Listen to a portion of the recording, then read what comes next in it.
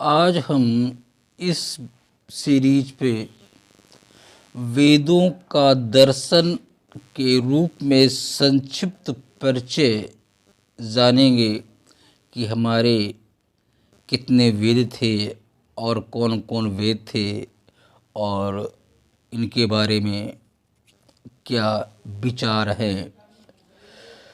तो सबसे पहले हम देखते हैं कि वेद विश्व साहित्य की सबसे प्राचीन रचना है। ये प्राचीनतम मनुष्य के धार्मिक और दार्शनिक विचारों का मानव भाषा में सर्वप्रथम परिचय प्रस्तुत करता है। इसी को लेकर डॉक्टर राधाकृष्णन कहते हैं कि वेद मानव मन से प्रादुर्भूत ऐसे नितांत आदिकालीन प्रमाणिक ग्रंथ हैं जिन्हें हम अपनी निधि समझते हैं। विल्सन की ये कुछ पंक्तियां हैं, वो भी कहते हैं कि वेदों से हमें उन सब के विषय में जो प्राचीनता के बारे में विचार करने पर अत्यंत रोचक प्रतीत होता है पर्याप्त जानकारी मिलती है।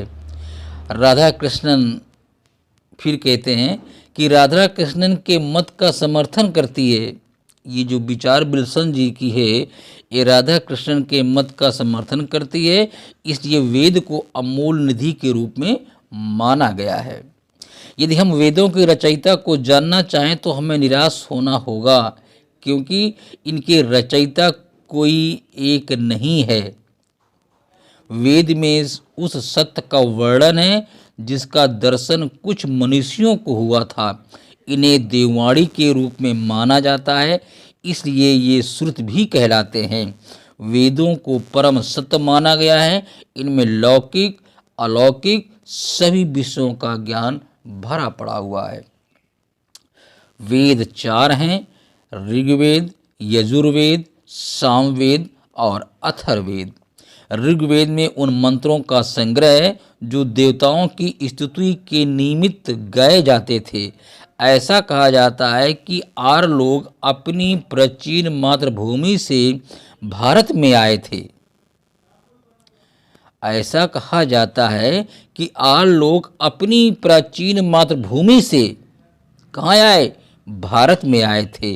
तो वे अपने साथ उन मंत्रों को भी लाए थे जो देवताओं की पूजा के समय गाए जाते थे। यजुर्वेद में यज्ञ की विधियों का वर्णन है। यह विशुद्ध कर्मकांड संग्रह है। सामवेद संगीत प्रधान है। सामवेद में भी याज्ञिक मंत्रों की प्रधानता है। यजुर्वेद की तरह सामवेद की उपयोगिता भी कर्मकांड के लिए ही है।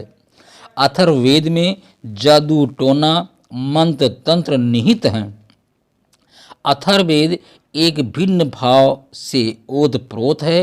प्रथम तीन वेदों के नाम रूप और भाषा के साथ साथ वस्तु विषय में भी समता है। चारों वेदों में ऋग्वेद को ही प्रधान और मौलिक कहा जाता है। इसके दो कारण हैं। एक ये कि ऋग्वेद में अन्य वेदों की अपेक्षा अधिक विषयों का समावेश है। दूसरा ये है कि ऋग्वेद अन्य वेदों की अपेक्षा अधिक प्राचीन भी है। प्रत्येक वेद के तीन अंग हैं। वे हैं संहिता, ब्राह्मण और उपनिषद। संहिता में मंत्र हैं जो कि प्रायः पद में हैं। संहिता में स्थितियों का संकलन है जो देवताओं की प्रार्थना के लिए रचे गए थे। संहिता के पश्चात के वैदिक साहित्य को ब्राह्मण कहते हैं। ये प्रायः गद्य में लिखे गए हैं। इनमें यज्ञ की विधियों का वर्णन है। यज्ञ के अतिरिक्त अन्य धार्मिक कार्यों के ढंग का भी वर्णन है। ब्राह्मण के अंत में कर्मों के फल और प्रभावों के विचार उपलब्ध हैं। इनमें दार्शनिक विचार भी निहित हैं।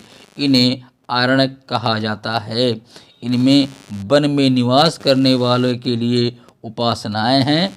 अरण्यक के बाद शुद्ध दार्शनिक विचारों का विकास होता है जिनका संकलन उपनिषद कहा जाता है। उपनिषद दर्शन से परिपूर्ण हैं। इन्हें ज्ञान कांड भी कहा जाता है। उपनिषद को वेदांत भी कहा जाता है क्योंकि वेदों के अंतिम अंग हैं।